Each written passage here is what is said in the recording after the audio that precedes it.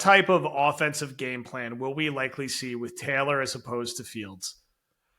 This is a really good question. Yeah. Because there will be differences. Go ahead, Joe. So I think let's assume we're going to get Taylor. I think with Taylor, you still want to run the hell out of the football, right? Especially when you're playing Tampa. Sure. You're an underdog.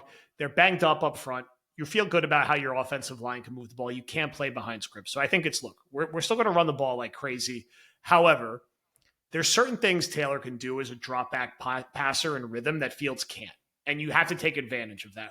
He will just be more accurate in the intermediate passing game in particular. And he's always had a really nice deep ball.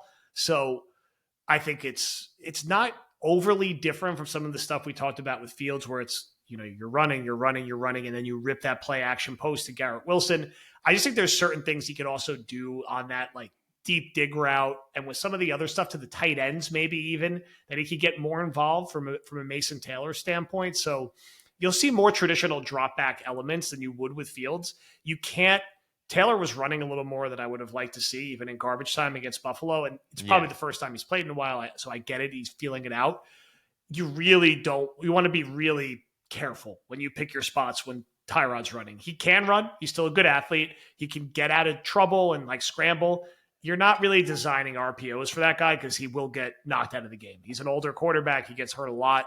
So if it's Fields, the problem with Fields, if he's borderline with an injury, Fields loses so much value if you have to protect him as a runner. He can't compete if he can't do what he can do with his legs. So he's one of those guys where if it's a coin flip and it's going to be well, we're going to play him, but we're not going to ask him to run as much, don't play him. Just play Tyrod.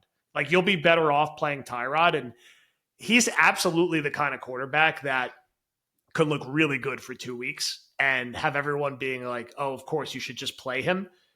And then he'll regress a little bit to the mean, both as a player and likely have a hard time staying healthy.